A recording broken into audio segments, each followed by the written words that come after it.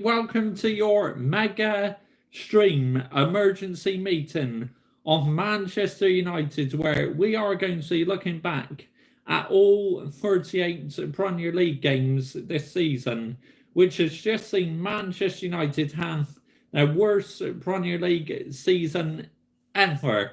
While you are watching live, make sure you're liking, sharing, subscribing to this channel if you like your Manchester United content. I do previews, match reaction, player ratings, and emergency meetings. Lewis Hamilton needs to retire immediately. Good evening to you, fellow mate. How are you doing? I hope your day is going well. I hope you're good. We are ready to absolutely cook the players, the manager, and everyone, because I am furious, right? That we just had our worst Premier League season ever, and we finish on a minus goal difference for the first time since the 89 and 90 season. Oh my goodness me, pathetic, man. Honestly. So in this video, what I'm going to be doing is I'm going to be looking back at all the scores from this season, the statistics, and the starting lineup from each matches as well. Strap yourself in. This is going to be mega. I've got nothing better to do this evening than absolutely tear these players and the team a new arsehole, because I'm so annoyed to the season we just had, man. It's not acceptable. It's not sustainable. Let's get that one right, yeah? It just isn't. So, right, we kicked off the Premier League season against Wolverhampton Wanderers on the 14th of August 2023. Rafael Varane scored the goal, and the starting lineup that day in our opening match of the season on the Monday night at Old Trafford was Andre Onana. Then right back we had Aaron Wan-Bissaka. Then centre backs were Rafael Varane, Lisandro Martinez, left back Luke Shaw, because obviously he was still fit at the start of the season. Then central defensive midfield Casemiro. Then we had 21 playing as well. Then we had the captain, number 8, Mason Mount, Garnacho, and then number 10 up front. Do you like Ham? I'm back. Yes, I do, Football Guide 2012. I do like Ham. Absolutely. Or you talk about Lewis Hamilton, because you talk about Lewis Hamilton. I absolutely like Lewis Hamilton. And the formation was 4-1-4-1 we played. And Rafael Varane was the goal scorer in the 77th minute, I believe. And the shots in this game, we had 15, Wolves had 23. Oh my goodness me, I can remember that day. We were absolutely pathetic at the highest level, honestly. Shots on target, Manchester United 3, Wolves had 6. Possession, Manchester United 51%, Wolves 49. Passes, Manchester United 465, Wolves 49. Pass accuracy, 82% Manchester United, 80% Wolves. Fouls, Manchester United 15, Wolves 10. Yellow cards, Manchester United 2, Wolves 3. Red cards, Manchester United none, Wolves none. Offsides, Manchester United had 1, Wolves had 3. Corners, very close on the corner count. Manchester United had 8 and Wolves had 7. Performance during that game, 0. Nowhere near good enough. We should have got absolutely hammered that day. And Andre Onana made a dangerous foul where Wolves should have had a penalty. Did you see Klopp's farewell? Yes, I did. Absolutely. So we won on the opening weekend of the season. Varane scored in the 76th minute. I thought it was the 77th or 76th. So anyway, 1-0 victory, but we played absolutely terrible, abysmal. Do you mean I'm going through the whole season. So basically, I'm doing all 38 matches, by the way. So I'm going through all the games this season. Klopp, like, what's going on, Joshy? Good evening to you. How you doing, Cyril? How you doing, mate? Thank you for joining me this evening. In this video, I am looking back at all 38 Premier League games this season. I see. Big job. Yep. Thank you. Thank you very much. Right, so that was Wolves on the opening weekend of the season. Where is it? It's refreshed itself. It's all right, we'll get back to where we were. Yep, Wolves. That was our first match of the season. Second game of the season, we played Tottenham Hotspur, where obviously Tottenham won 2-0 at the Tottenham Hotspur Stadium. The goal scorers that day for Tottenham were Sarr in the 49th minute and Lisandro Martinez own goal. Manchester United's starting 11 that day was Andre Onana and Wan-Bissaka, right back, Varane, Martinez, centre back, left back, Luke Shaw, then central defensive field, Casemiro, Mason Mount in the midfield, then right wing 21, the captain number 8, left wing Garnacho, and number 10 up front. And the statistics were the stats: shots Tottenham 17, Manchester United 22, shots on target both had 6, possession 56% Spurs, 44% Manchester United, passes 502 for Spurs, 401 for Manchester United, pass accuracy 85%, 82% to Manchester United, fouls Spurs 9, Manchester United 8, yellow cards Spurs 1, Manchester United 3, red cards none, offside Spurs 1, Manchester United 4, corners very close again, 5 to Spurs and 6 to Manchester United. I mean, at times we played quite well in that game, but we just couldn't finish our dinner. Honestly, absolutely no chance. This definitely deserves an emergency meeting too, right? Opening day feels like a lifetime ago. Yeah, I know. Crazy. Absolutely crazy. That performance, I'll give the team a 4 out of 10. We didn't play too bad, but we just could not take our chances that day. Just couldn't score for Toffee, unfortunately. Let's get this one right, yeah? Couldn't score for Toffee. Oh, why does it keep refreshing, Google Chrome? Goodness sake. It's okay. So that was against Tottenham. Then we played Nottingham Forest on the 26th of August at Old Trafford. That day, the goal scorers for Manchester United were number 8, the captain, Casemiro and Christian Eriksen. Then Nottingham Forest, the goal scorers were Joe Worrell, Willy Bolly, and Tawi somebody. I can't quite pronounce that. But the starting lineups that day for Manchester United were Andre Onana in goal, right back Wan-Bissaka, centre back Varane Martinez, left back Diego Dalot, centre defensive field Casemiro, then Eriksen was in the midfield as well, right wing 21, Bruno in the central attacking midfield, number 10 on the left wing, then Anthony Martial played up front.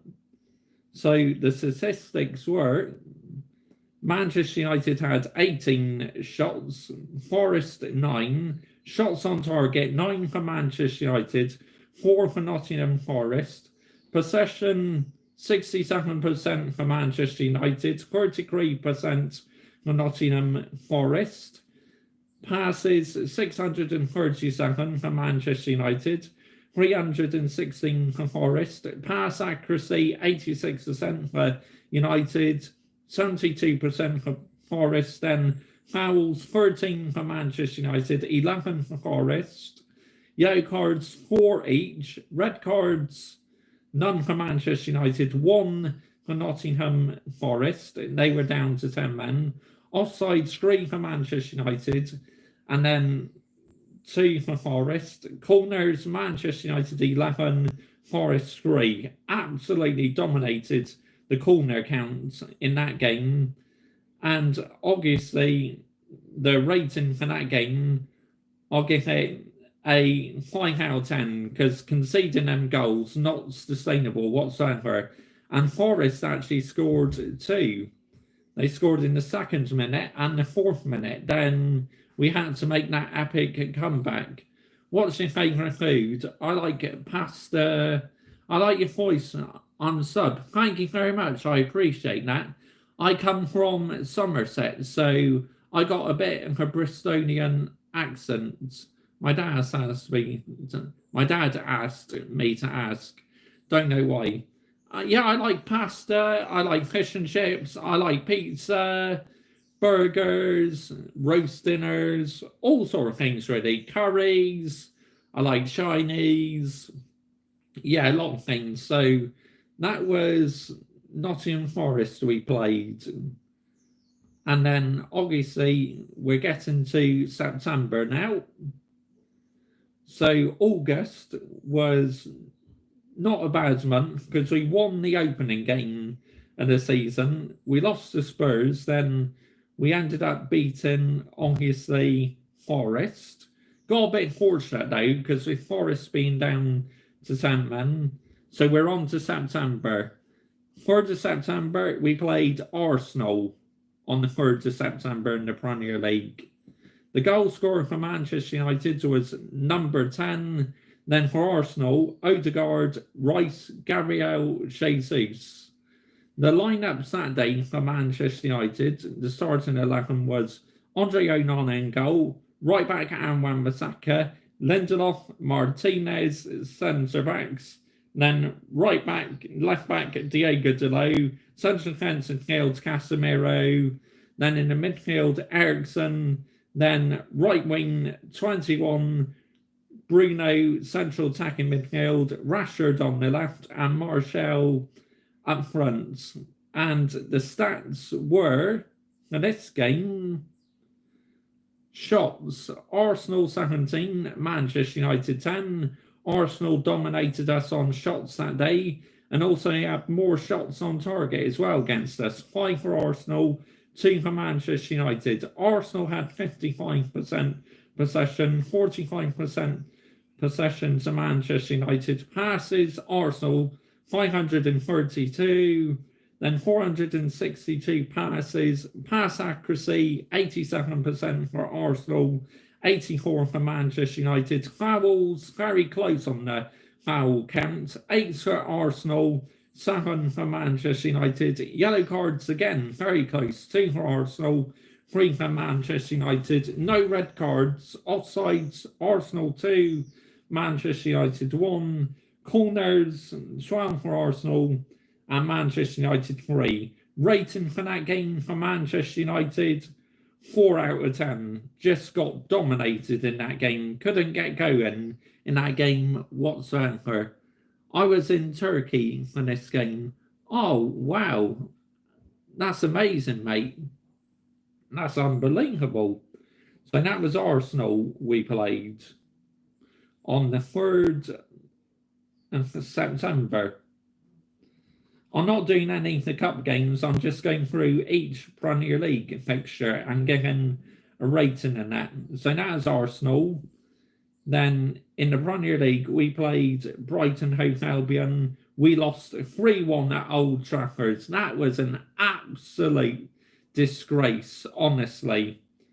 The lineup that day from Manchester United was Andre Onana, Diego Dalot, right back, then centre backs Lindelof and Martinez, then left back Reguilón, obviously, who went back to Tottenham, then went on loan to Brentford, I believe. Then centre defensive midfield that day was Casemiro, then in the midfield was McTominay, Then it was Eriksson. Then number 8, central attacking midfield, Hoyland and Rashford up front, number 10. And the stats were, in this game, Manchester United had 14 shots, Brighton 10, 4 on target for United, 8 for Brighton, possession 43% for Manchester United, 57% possession for Brighton. So Brighton dominated us on possession and passes as well. Manchester United 497 passes, 661. Pass accuracy 85% for Manchester United, 91% for Brighton Hove Albion. Fouls very close, 8 for Manchester United, 9 for Brighton Hove Albion. Yellow cards 2 each, red cards none.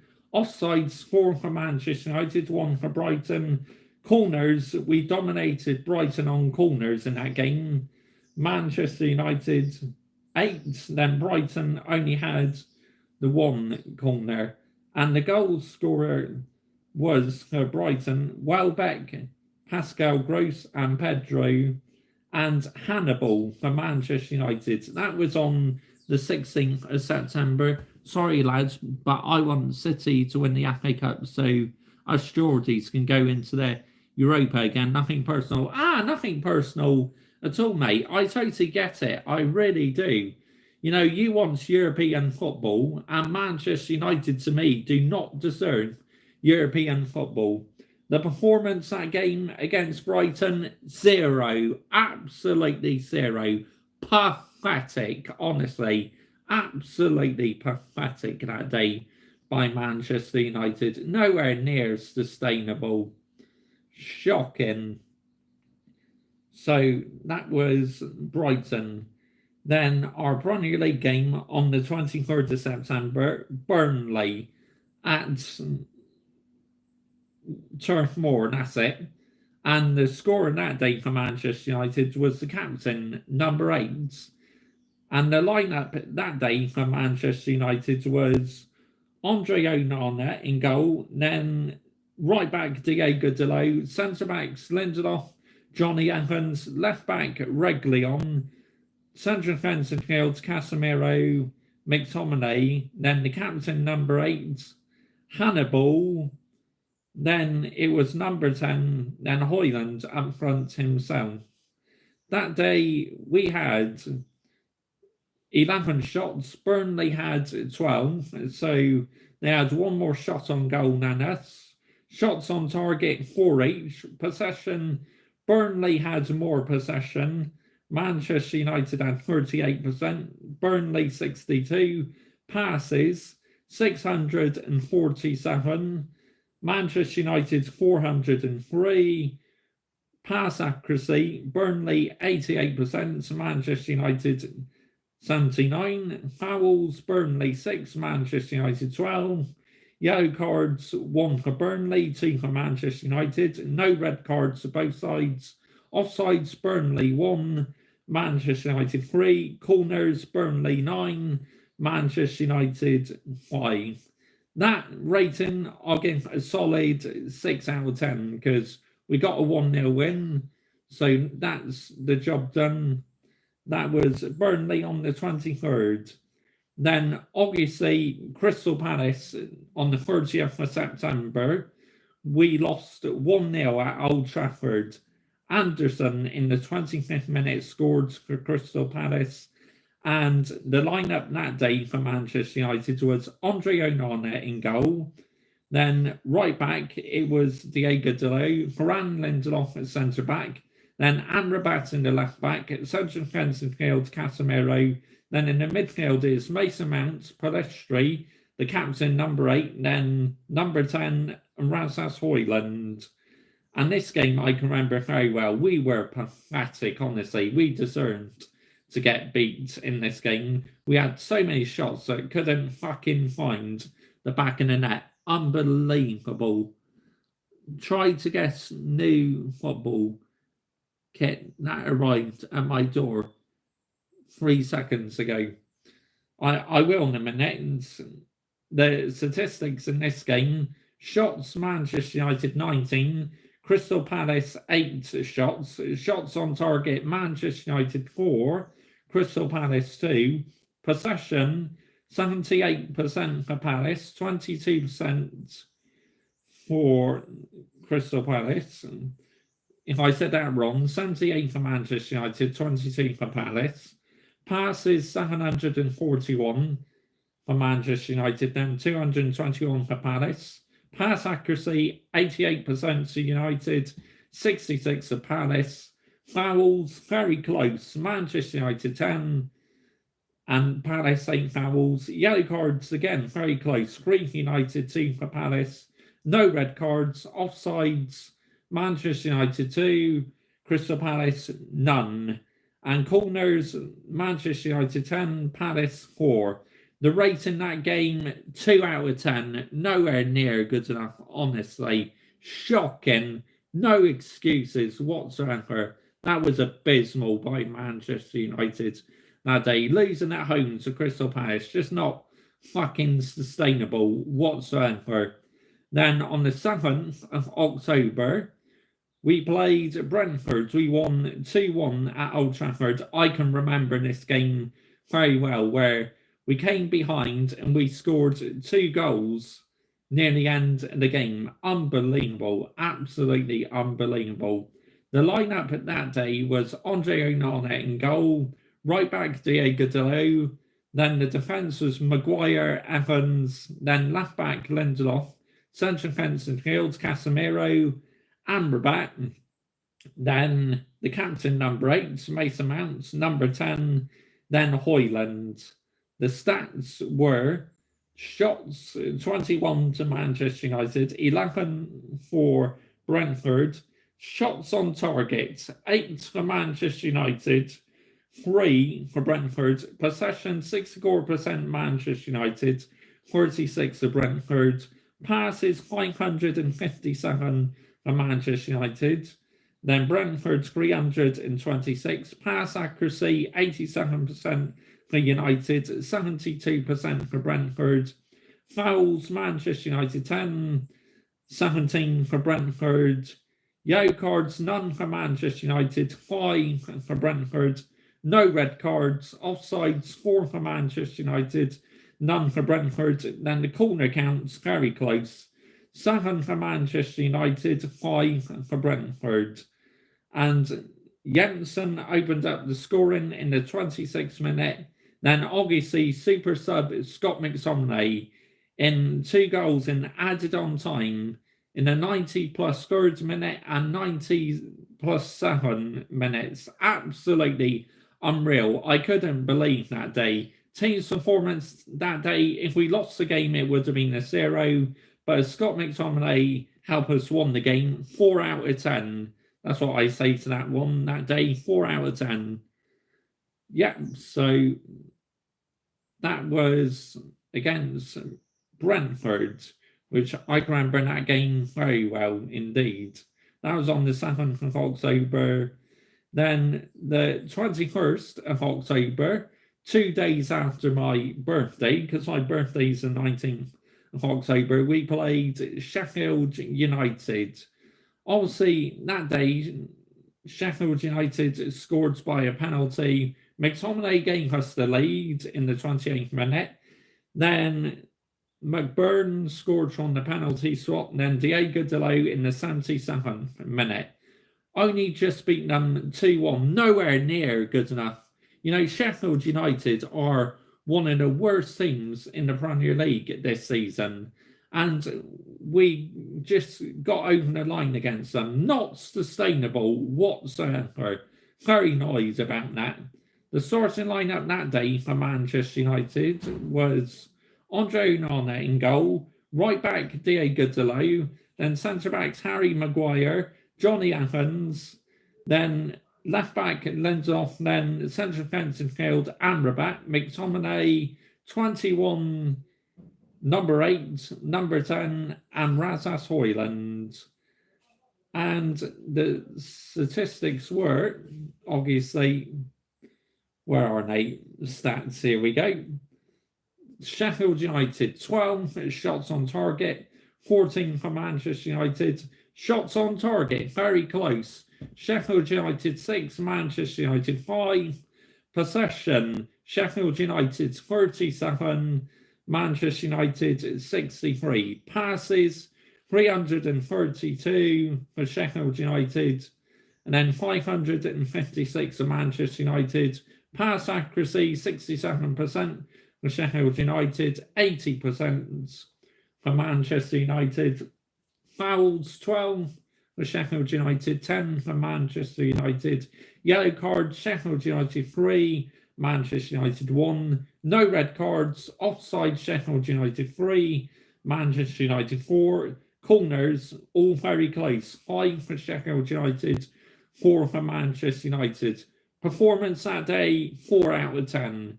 Only got over the line against like the worst team in the Premier League. Just nowhere near acceptable, man. I was fuming that day.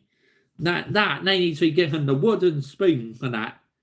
And if you are watching live, make sure you are hitting the like button. Smash the likes. Ia de puta, as the famous Lee Gunner would say, and my subscriber. We are absolutely cooking tonight, this team. And looking back through our Premier League season, let's get that one right. How do you feel that Man City won the Prem? Congratulations to them. Fair play, yeah? Arsenal had a chance to win it, and they blew it against Aston Villa, so they've only got themselves to blame at the end of the day. Let's get that one right, yeah? So that was obviously in October. Then the Manchester Derby. We are on to the Manchester Derby, where we lost 3-0 at the Etihad Stadium, where Man City that day were just relentless, honestly.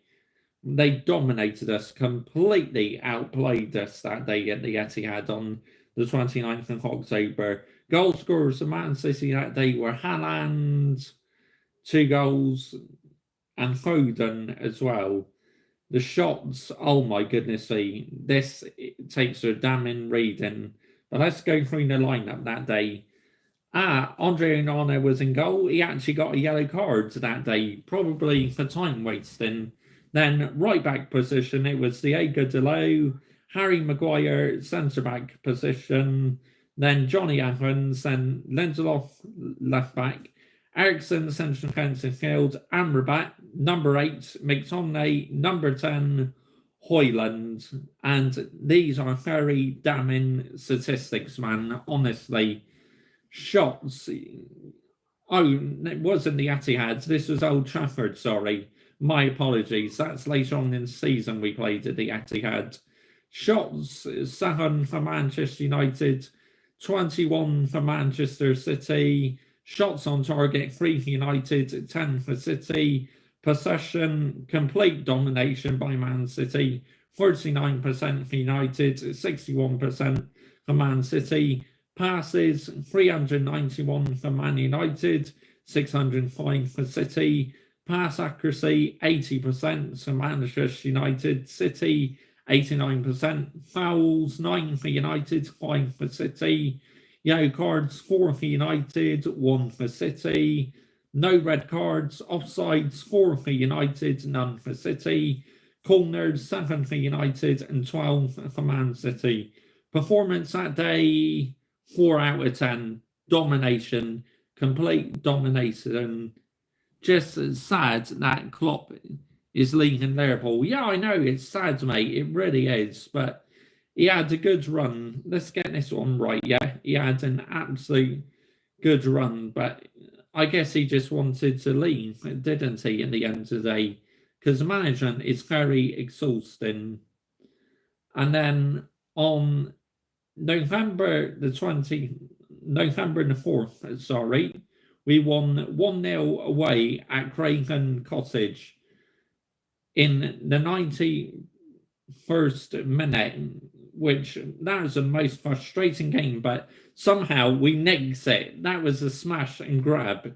Honestly, that was mental. The lineup that day was Andre Onana in goal, right back Aaron Wan-Bissaka, centre backs Maguire, Evans, Then left back Diego Dalot, Scott McTominay in the central defensive field, then Ericsson, 21, number 8, Garnacho on the left wing, then Højlund up front.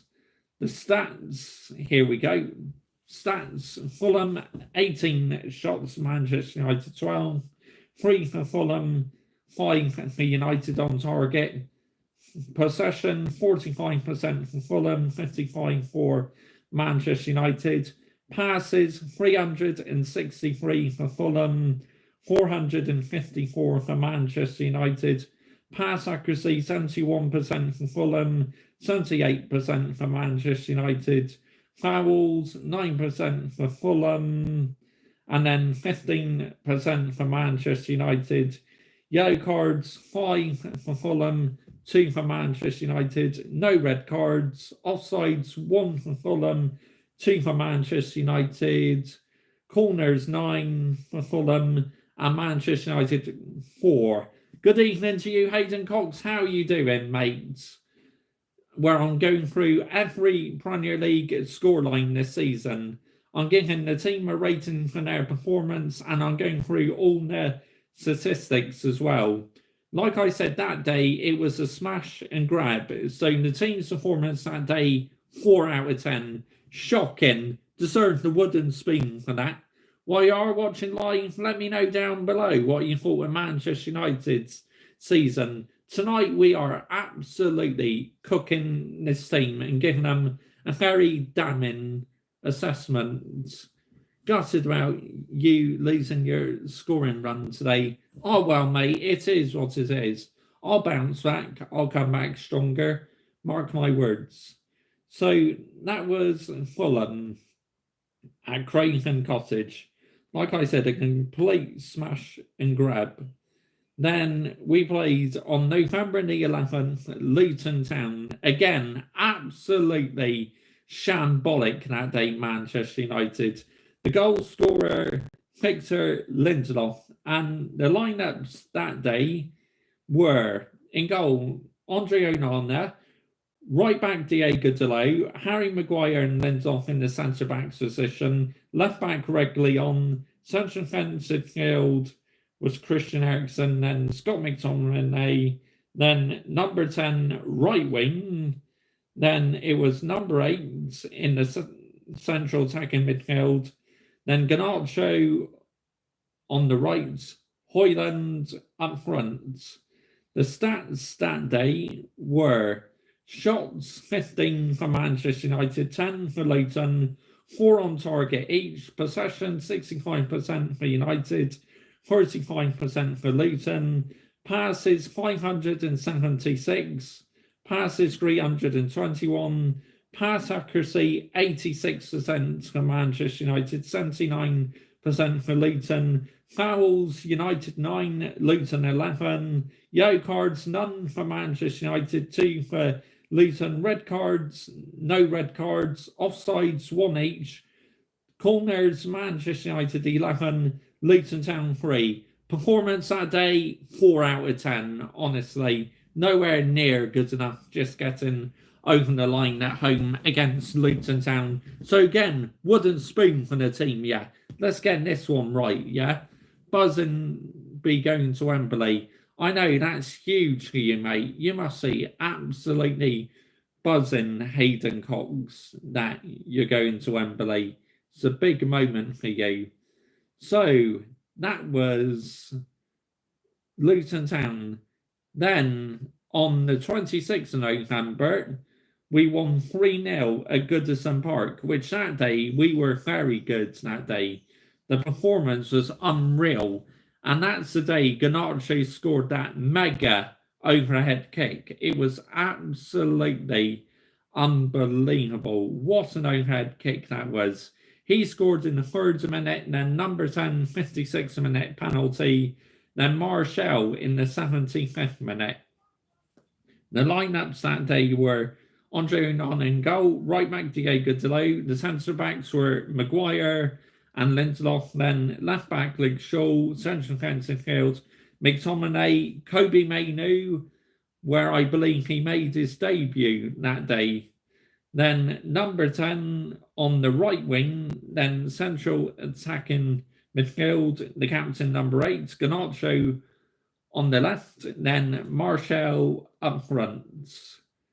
Obviously, Everton's performance was a bit flat that day because they literally got a points deduction, so they just weren't at it that day. And obviously, Everton fans were fuming they had that points deduction.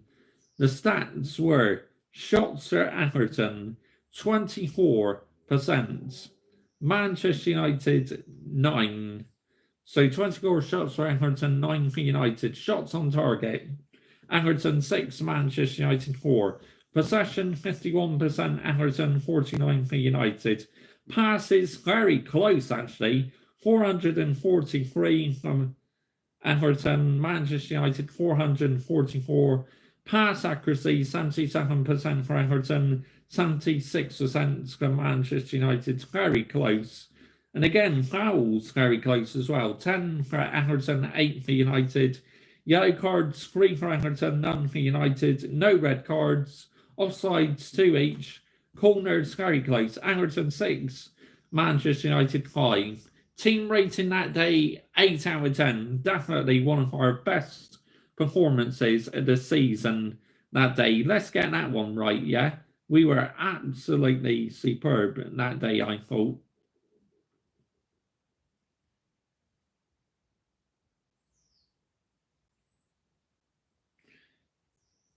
So that was Everton on the 26th. Now, the 6th of December, we're into... Oh no, it's Newcastle first, sorry, at St James's Park. On the 2nd of December, we lost 1-0 at St James's Park. Anthony Gordon in the 55th minute. The lineups in that game were Andre Onana. No wonder his runs have decreased. Service to Højlund is crap. I completely agree. He gets no service whatsoever at times. The lineup that day was Andre Onana in goal. Then right back was Aaron Wan-Bissaka. Centre backs Maguire, Luke Shaw. Then left back Diego Dalot. Central defensive field Scott McTominay, Kobe Mainoo. Number 10, number 8, Garnacho. Then Anthony Martial. And the stats were bloody heck. Look at the shot count. Wow. Didn't realise it was this bad. Newcastle 22, Manchester United 8. Shots on target, Newcastle 4, Manchester United 1. Possession 59%, Newcastle 41%, Manchester United. Passes 522 and 366 of Manchester United.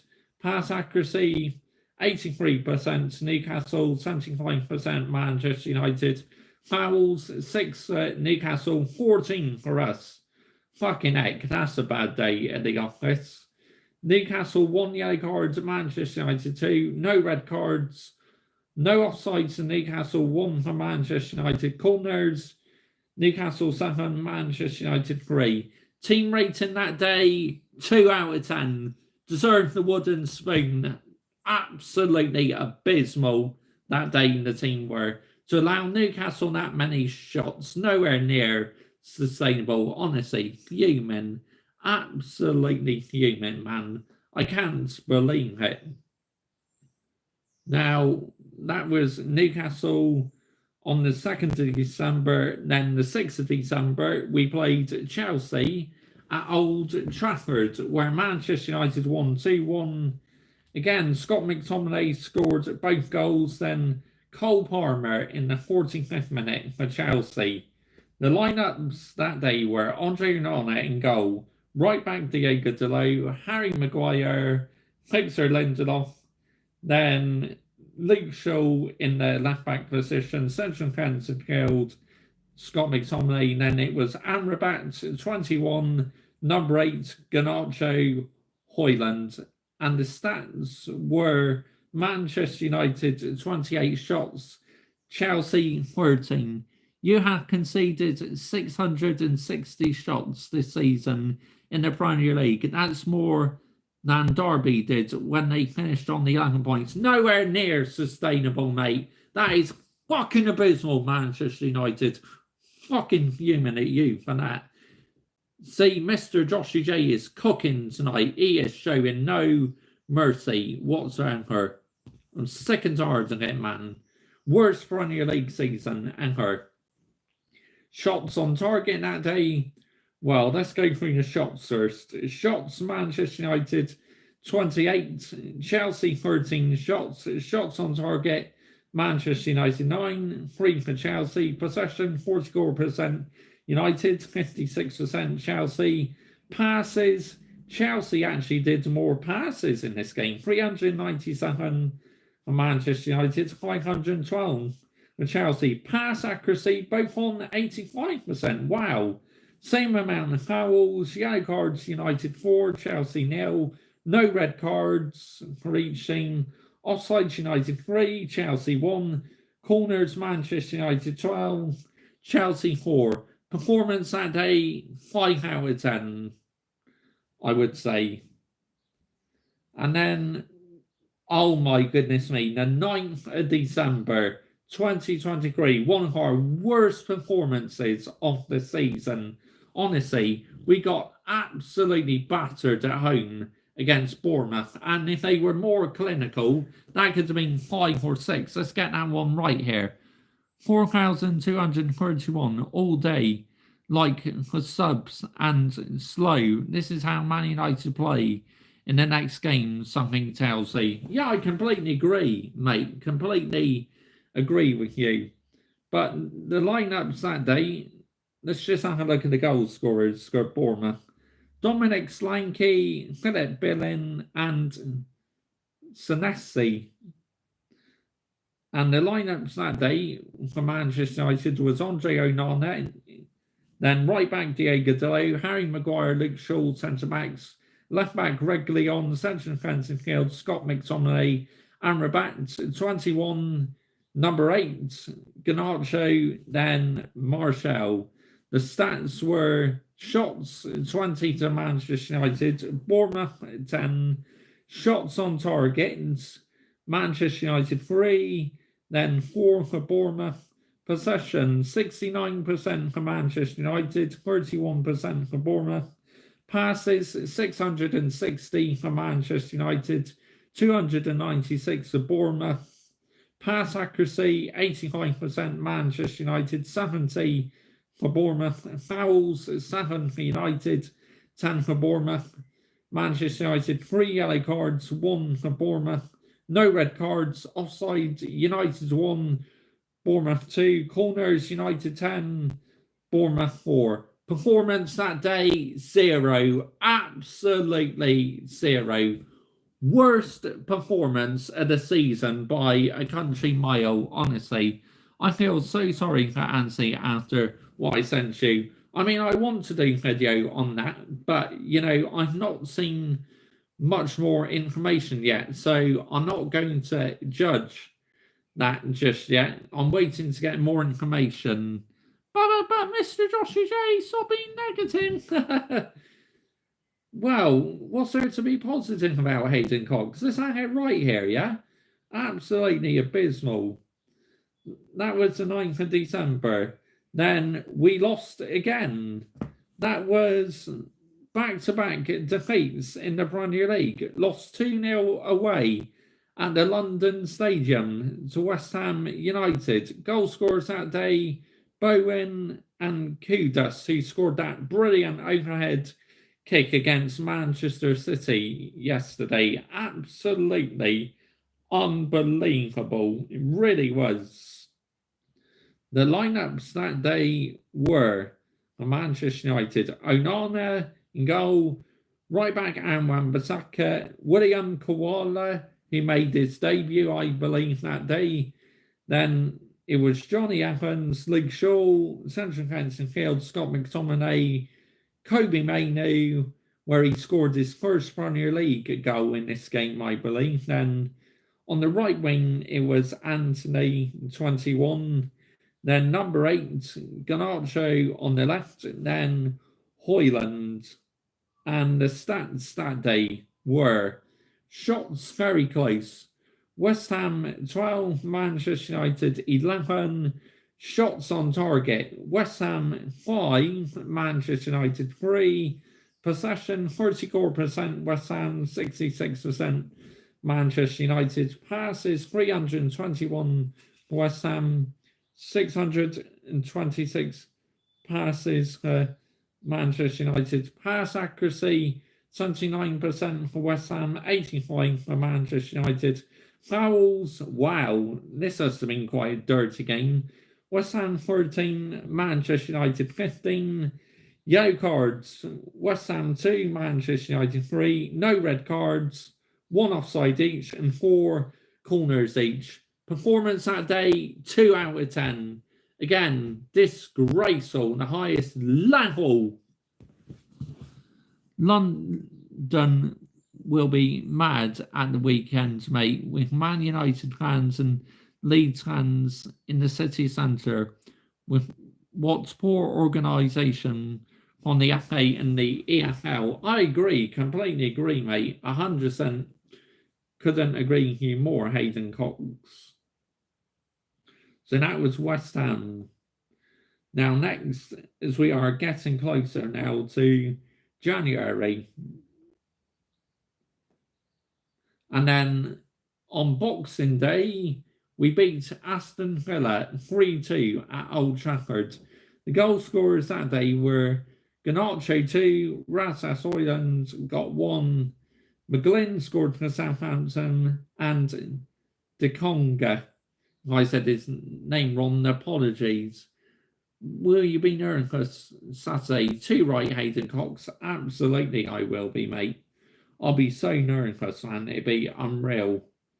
But Manchester United in this game, it was good we got the win, but at times we got very, very lucky, in my opinion. The lineups that day were Andre Onana, Wan-Bissaka, right back, Varane, Evans, then left back Diego Dalot.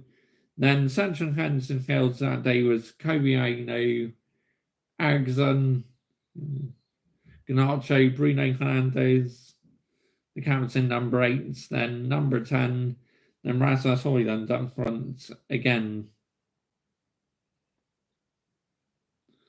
The stats, here we go.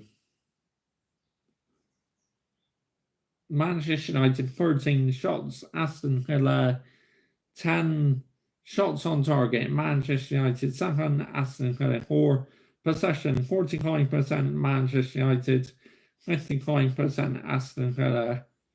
Passes, very close, 493, then passes 462.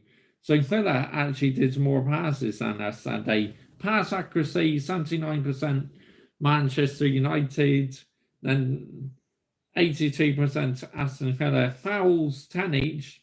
Yellow cards 1 for United, 3 for Villa. Red cards none. Offsides Manchester United 9 offsides, Aston Villa none. Corners Manchester United 3, Aston Villa 6. The team's performance that day, I was annoyed we conceded 2 goals. Very annoyed. So 4 out of 10 from the team that day, I say. Yeah, so 4 out of 10. And that was Aston Villa we played on Boxing Day.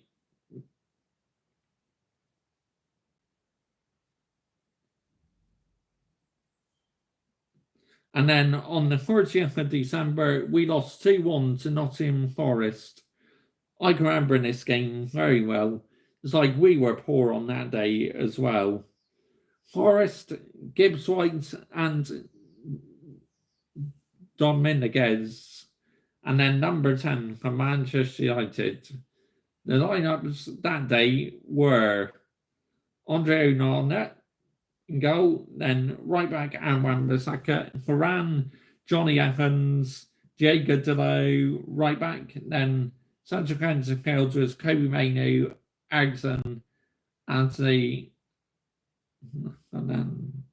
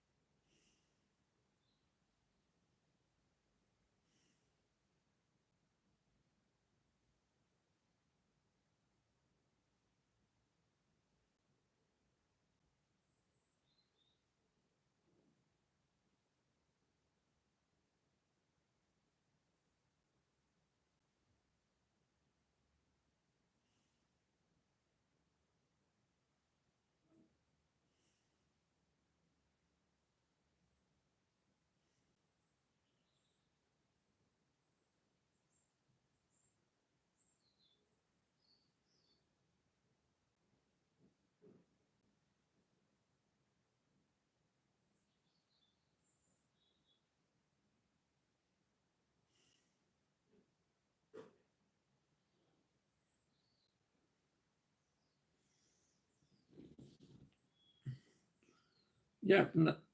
Where are we to? Yo, watching you from India. Good evening to you, by the way. Also, yeah, sorry, I'll wake myself up a bit.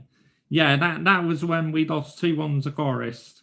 And the lineup that day, I went through the lineup, but I'll go through again just in case. Onana, Wan-Bissaka, Varane, Johnny Evans, Diego Dalot, Mainu, Ericsson, 21, number 8, Garnacho, Rashford. Yep, one of our worst performances of the season this game.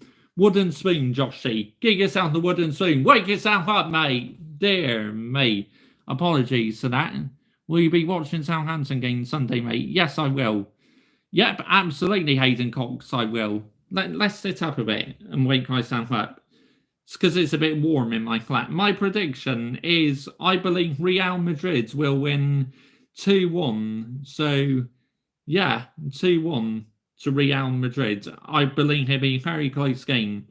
Right, the shots were this day. Nottingham Forest 8, Manchester United 10. Shots on target 2 for Forest, 5 for Manchester United. Possession 45% for Forest, 55% Manchester United. Passes 397, 489 for Manchester United. Pass accuracy 78%, 80% Manchester United. Fouls 9 for Forest, 11 for Manchester United. Yellow cards 2 for Forest, 4 for Manchester United. No red cards, 1 offside for Forest, 2 for Manchester United. Corners 4 for Forest, Manchester United 5. The performance that day, 2 out of 10. Shocking. Absolutely shocking. Honestly, nowhere near good enough. Like I said, probably our worst performance this season. We equalised, which papered the cracks, and Forest certainly got a winner. So, yeah, that was Forest on the 30th of December, 2 days before the new year. That was our final Premier League game of 2023. Now we are on to 2024. But big up to you, yeah, watching me from India. I hope you're well. I hope your day is going good. I think Madrid. I think Man United were influenced change. Cristiano C7 was right. Aggregating gets outdated, need a whole revamp. What's your thoughts on our fans invading pitch on Friday? I wasn't happy. Not sustainable, Hayden Cox. Absolutely not sustainable whatsoever. Your fans should be absolutely ashamed of themselves, honestly. Why on earth would you invade the pitch when you've not even been promoted yet? It's crazy, absolutely crazy, but there you go. It is what it is at the end of the day. So, our first Premier League game in January was on the 14th, and that was against Tottenham Hotspur at Old Trafford. The second time we played Tottenham Hotspur this season. The goal scorers that day were Højlund, number 10, Richarlison for Tottenham, and Bentancur or something. Can't quite pronounce his name. Bentancur, that's it. Excuse me. One Manning won a penalty for the third goal. That's good. It's painful to see Man United decline over the years. Need to change everything inside. Facts, absolute facts, mate. We need a new manager and we need some new players as well. Absolute facts.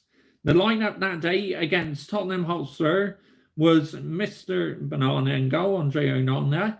Then right back Diego Dalot, Johnny Evans, Varane, centre backs, Wan-Bissaka. Then central defensive field was Ericsson, Mainu, Garnacho, number 8, number 10, Højlund.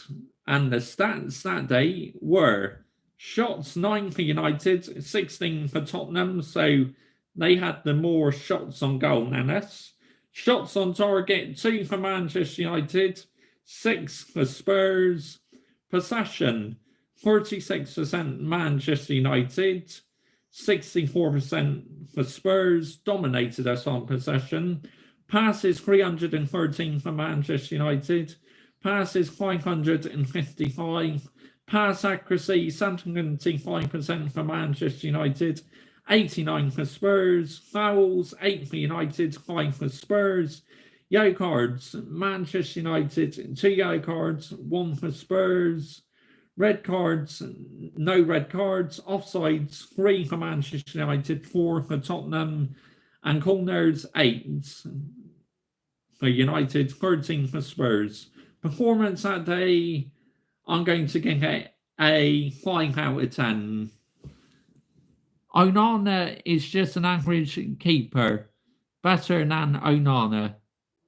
Connor Rains, good evening to you, Connor. What a fantastic season from the ball trolled. Really impressed with his excellent management, guiding United to a fantastic 8th place. Good evening to you, Connor. How you doing, mate? It's been a little while since I've seen you on here, but 8th, absolute disgrace. 8th place. Our worst finishing position ever. Yeah, the performance that day, like I said, 5 out of 10. So that was our first Premier League game of 2024. And then we have, hold on, let's get back to where we were. Then our next Premier League game was against Wolves. I remember this one. I did a live watch along to this game. This game was nuts, honestly. Absolutely nuts. I couldn't believe it. Is number 10 leaving? I hope so, mate. He's been here for far too long now. I really hope he gets himself out of here. Speculation is number 10 is leaving United. I hope so, because he's been nowhere near good enough recently. Let's get that right here, yeah? It's like his mindset is not focused on Manchester United anymore. Honestly, only messing, mate. I agree, you deserve a lot better than him. I'm good. I hope you're well too. Yes, I am. Thank you very much, Connor. Yeah, but this game was nuts on the 1st of February. Like I said, I did a live watch-along to this game. This was absolutely crazy. Then the goalkeeper in goal was Andre Onana. Right back, Diego Dalot, Varane, Martinez. Then it was Luke Shaw, left back. Then central defensive fields, Kobe Mainoo, Casemiro, Garnacho, number 8, number 10, Højlund. And the stats were, wow, look at this, all very close. Piss poor that Shy Adams has already agreed to go to Wolves before our season ended. Yeah, I know, that's not sustainable, Hayden Cox. You must be fuming, mate. It's like he's completely stabbed you guys in the back. Not sustainable whatsoever. I think number 10 has been punished by terrible management. Could have been an absolute world beater, but being let down by unstable management. And obviously, he went on the piss when he wasn't meant to, and I think that's hampered his season as well, mate. Let's have that one right, yeah? So the shots were Wolves 16, Manchester United 21, shots on target, Wolves 7, United 8, possession 54% Wolves, 46% United, passes 511 for Wolves, 454 for United, pass accuracy 87% for Wolves, 85 for United, 10 fouls each, 2 yellow cards for Wolves, 5 for United, no red cards for both teams, offsides 1 for Wolves, 2 for United, corners, Wolves score, Manchester United 5. And obviously that day, the scores for Wolves were Sarbinia, Killerman, Neto, penalty. Oh no, not a penalty. Then our goal scorers were Rash, number 10, Højlund, McTominay, Kobe Mainoo, the one who scored the winner for us. Could not believe this game, man. This was one of the most craziest games this season. What's your opinion on Mbappe to Real Madrid? Well, I am on loan to Real Madrid, a proper elite football club, so I'm buzzing, and I can't wait to see what he does to Real Madrid next season. Hopefully win another UCL as well. La Liga title wraps up, and I've been on loan to Real Madrid ever since David Beckham and Cristiano Ronaldo's played for them. Hala Madrid, yeah? proper elite football club, like once my football club were elite, but not so much these days, unfortunately. But yeah, I'm buzzing, mate. Absolutely buzzing. The performance that day, 5 out of 10, because the goals we conceded, not sustainable, but I was buzzing. We won the game. Absolutely buzzing. So that's on the 1st of February. Then on the 4th of February, 3 days later, against West Ham, we won 3-0 at Old Trafford. Scorers that day were Højlund with 1, Garnacho with 2, which that was one of our better performances of the season. Madrid would tear United to shreds now. They would, mate, honestly. FA Cup final, your prediction, Manchester Derby. I believe we're going to get battered, mate. Tamash. I think we'll get hammered. I think we will lose 3-1, to be honest. I think that'll be too strong for us. The lineup that day for Manchester United was Andre Onana in goal, right back Diego Dalot, Harry Maguire, Martinez. See, look how much different back lines we've had this season. It's been nuts, man, honestly. Then Luke Shaw, Kobe Mainoo, Casemiro, Garnacho, number 8, number 10, Højlund. And the stats that day, shots Manchester United 12, West Ham 22. Dominated us on shots, but West Ham just couldn't score for Toffee. Good evening to you, City. Congratulations on winning a Premier League title, by the way. 4 in a row, Rizzers FC. Congratulations. And good luck in the FA Cup final, yeah? I think you'll be favourites by a country mile. But good evening to you. Thank you for joining me. Cheers. You're very welcome.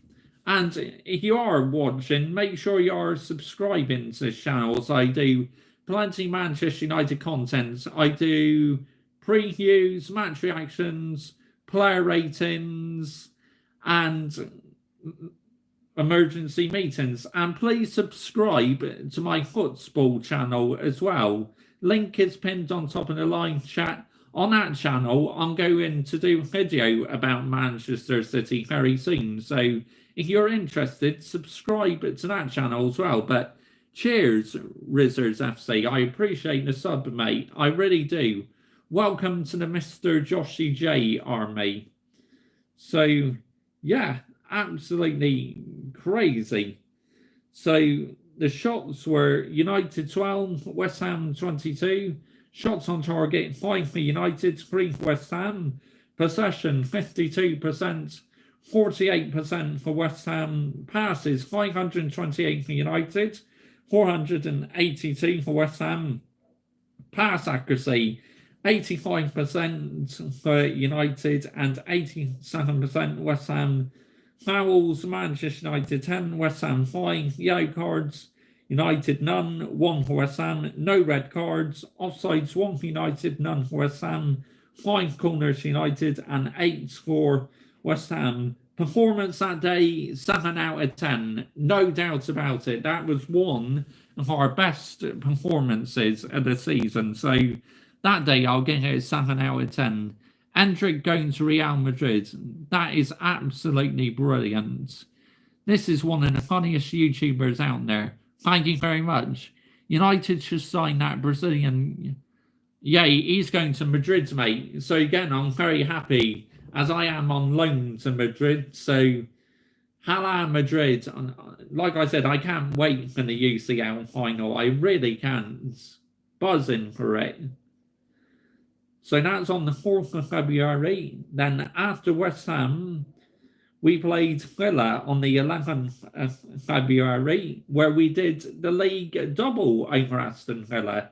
So we actually did the double against them, which was impressive.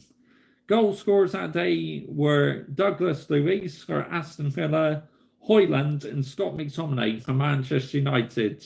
The lineup that day was in goal, Mr. Banana, Andre Onana, right back Diego Dalot, Varane, Maguire. Again, a different back line in the centre-back positions. Left-back Luke Shaw, Kobe Mainoo, Casemiro, Garnacho, number 8, number 10, Højlund. Old Trafford is justifies its name in really old, outdated. Did you see the waterfalls in Old Trafford? That's a joke, mate, honestly. An absolute joke, but it's the Glazers' fault, honestly. They've not maintained this historic stadium. So, yeah, let's get that one right. Absolutely shocking. But here are the stats that day. Villa actually had more shots than us. Villa 23, Manchester United 17. Shots on target, Villa 10 and 5 for Manchester United. Possession 56% for Villa, 44 for United. Passes 491 for Villa. Passes 388 for Manchester United. Pass accuracy 86% for Villa. Manchester United 80%. Fouls 9 for Villa, 7 for United. Yellow cards 3 for Villa, 2 for United. No red cards. Offsides none for Villa, 6 for Manchester United. Corners very close, 10 for Villa, 8 for Manchester United. Again, we got very, very lucky in this game. Papering over the cracks massively. This stage of the season, we were just getting over the line in football matches. Nowhere near good enough. So that performance that day has got to be a 5 out of 10. Fuming with the performance, glad we got a win. They wasted Casemiro, good player, loses his spot from Brazilian national squad to Copa America 2024. Oh, that's interesting. Yeah, but it just goes to show that Casemiro's not had a great season if he's lost his spot. Let's get that one right, yeah, in the Brazil squad, and he's lost his spot. Luton Town on the 18th of February away, where Manchester United won 2-1. But again, we were abysmal in this game. Another shocking performance where Højlund scored in the opening minute, which that was unreal. One of the fastest goals we ever scored. Then Colton Morris equalised Luton in the 14th minute. Oh, sorry. Højlund put us 2-0 up, and then Luton got one back in the 14th minute. And the lineup that day for Manchester United: Andre Onana in goal, right back Diego Dalot, Varane, Maguire, centre backs again. Then left back Luke Shaw, Kobe Mainoo, Casemiro, Garnacho, number 8, number 10, Højlund. The stats were, wow, look at the shot count. This is mind-blowing. Very, very close. Luton, 22 shots. Manchester United, 21. Shots on target, Luton 4, United 9. Possession, 59% for Luton, 41 for United. Passes, 528. 391 for Manchester United. Pass accuracy 83% for Luton, 76% United. Fouls, Luton 7, Manchester United 21. Not sustainable that day. That is abysmal, the fouls in that game by Manchester United. Yellow cards, Luton 3, Manchester United 5. No red cards. Offsides, Luton 4, United 1. Corners, 8 for Luton, 6 for United. Performance that day, 5 out of 10. Green Army about to appoint their old Sheffield United manager. I'll look up information on that, mate. I'll look up on that a bit later. So that was Luton Town on the 18th of February. Coming towards the business end of the season now. Fulham, we lost 2-1 at Old Trafford to Fulham on the 24th of February, which this was absolutely horrific, honestly. That has got to be one of our worst performances of the season. The goal scorers that day, Maguire for us, then Calvin Bassey for Fulham, and Alex Iwobi, who scored the winner in the 90-plus 7th minute. Honestly, that day I was fuming. And then this was where I was really starting to lose interest in this season. In goal that day was Andre Onana, right back Diego Dalot, Varane, Maguire, Lindelof left back, Kobe Mainoo, Casemiro, Forson, where he made his debut, well, his first start anyway. Then it was number 8, Garnacho, then number 10 up front, because this was a period where Rasmus Højlund was injured, I believe. And that day, the shots were 21 to Manchester United, 17 for Fulham. Shots on target, Manchester United 9, 5 for Fulham. Possession, 57% for Manchester United. Fulham, 43%. Passes, 537. 400 Fulham. Pass accuracy, 86% for Manchester United. 81% Fulham. Fouls, Manchester United 6. 11 fouls for Fulham. Yellow cards, 2 for United, 5 for Fulham. No red cards. Offside, United 2, Fulham 1. Corners, wow, very, very close. United 10, Fulham 9. Performance that day, 2 out of 10. Not sustainable, losing at home. So again, the wooden spoon for that.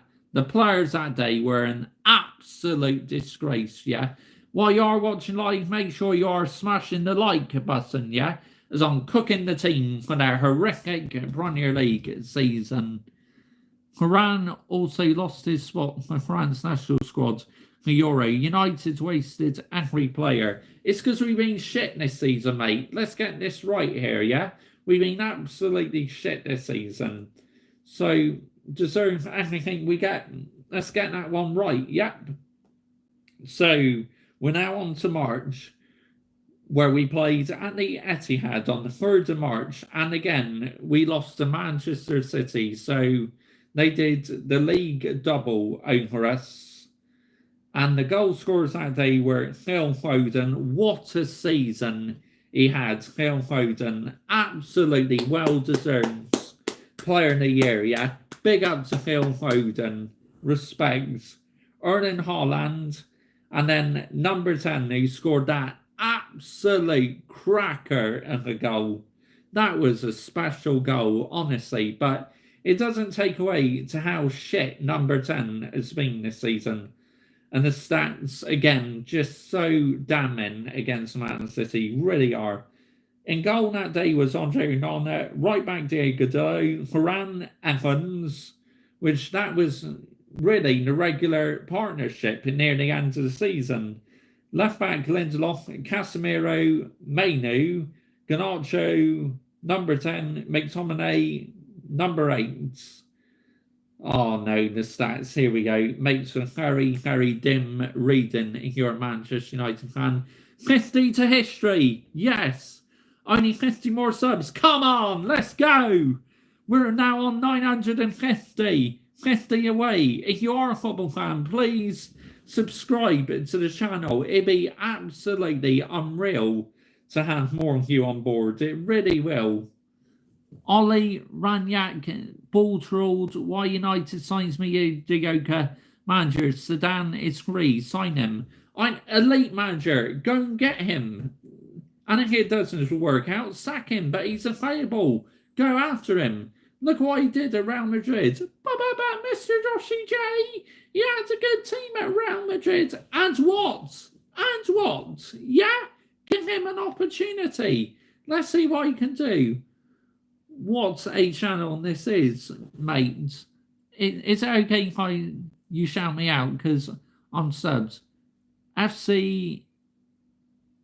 FCD6 memes. Good evening to you, mate. How's it going? You've grown incredible levels. Yeah, I have, Hayden Cox. It's brilliant. And it's all thanks to you guys as well. So let's get on the stats, yeah. Oh my goodness me. Very dim reading. Sedan won Real Madrid 3 UCL title in a row. Unbelievable. See, go and get him. He's available, yeah? Shots on for Manchester City, 27, United 3. Shots on target, 8 for Man City, 1 for United. What the fuck, man? Possession, 73%, 27%. Passes, 801, 305. Pass accuracy, 91% for Man City, 78 for United. Fouls, Man City 5, United 10. No yellow cards to Man City, 1 for United. No red cards to both teams. None, no offside to Man City, 1 offside to United. Corners, 15 for Man City, 2 corners. I'll get my friend to sub. Brilliant. More the better, mate. Let's get this Mr. Joshy J channel close at 1K. I'm absolutely buzzing, man. This channel is flying at the moment. The performance that day, gonna have to be a 2 out of 10, hasn't it? Complete domination and nowhere near good enough by Manchester United. Disgrace! So that was the Manchester Derby. Then 9th of March, which I also did a live watch along to this game on the 9th of March. Out of all the home games I did, I only did 1 live watch along of a home game this season. It's crazy because I mainly did away ones, but it's just when the way it works out, unfortunately, when I was free to do them. And I only did 1 home game. Crazy, absolutely crazy. But the goal scorers that day were number 8 and number 10. Now, the lineup that day was Mr. Banana, Andre Onana in goal, right back Diego Dalot, Evans and Maguire, centre back, then left back Lindelof, Kobe Mainoo, Casemiro, Garnacho, number 10, McTominay, and number 8. The stats that day, wow, Everton actually had more shots than us. I remember that now. By far, they had a lot more chances than us. Let's get this one right, yeah? Absolutely get it right. Shots 15 United, Everton 23. Everton were just very poor, honestly, that day. Just couldn't finish. Shots on target, Manchester United 8, Everton 6. Possession 52% Manchester United, 48% Everton. Passes 488, passes 444. Pass accuracy, Manchester United 81%, 84% Everton. Fouls 13 for United, 11 for Everton. Yellow cards, 1 for Manchester United, 2 for Everton. Red cards, no red cards for both sides. Offsides, wow, 6 United, 1 for Everton. Corners, Manchester United 5, Everton 8. Newcastle improvement is feasible. They were on the verge of relegation a couple of seasons ago. Now look, improved side after taking over by good management. I've always liked Newcastle. They are my second favourite team in the Premier League. I've always been a fan of them, really. Don't love them as much as Manchester United, though, but I love their fans and I love their black and white stripes, and the atmosphere at St. James's Park is just electric. So my second team finished ahead of my favourite team. Oh my goodness me, man. How's that happened? My second favourite finished ahead of my favourite. But it's what my favourite deserves. We've not been good enough. Performance that day, I'll give it a solid 6 out of 10. So that was Everton. Then we played Brentford on the 30th of March, where we drew 1-1, where, oh my goodness me, we should have got hammered in this game. It could have been about 6 or 7 to Brentford, or maybe 8 or 9. We were so bad that day, got completely outplayed, unacceptable, at the highest level, honestly. And in goal that day was Andre Onana, then right back Diego Dalot, Victor Lindelof, Rafael Varane, left back Aaron Wan-Bissaka, then it was McTominay, Kobe Mainoo, Garnacho, number 8, number 10, Højlund. And obviously the scorer that day for Manchester United was Mason Mount, where he scored his first goal, his very first goal for the football club. And then obviously in the 90 plus 9th minute, Brentford equalised. We went 1-0 up when we shouldn't have even went 1-0 up. And I was so glad Brentford equalised that day. But Mr. Joshy J, why are you saying you're glad the opposition equalised? Because we deserved absolute fuck all from that game, okay? Absolute fuck all. Let's get that one right, yeah? We were abysmal that day. So it's like I'm fuming. And these stats are very, very damning, honestly. Against Brentford, who were absolutely shocking this season. And we've done terrible against them. Nowhere near sustainable by Manchester United. Let's have a look at the stats. Brentford, 31 shots. Manchester United, 11. Shots on target, 5 each. Possession, Brentford, 47%. Manchester United, 53. Passes, 377 for Brentford, 450 Manchester United. Pass accuracy, 69%, 79% Manchester United. Fouls, Brentford 7, United 14. Yellow cards, 3 for Brentford, 2 for United. No red cards, 1 offside for Brentford, 2 offsides to Manchester United. Corners, 14 corners to Brentford and 4 for Manchester United. Team rating that day, 0. Absolutely 0. Pathetic that day, yeah?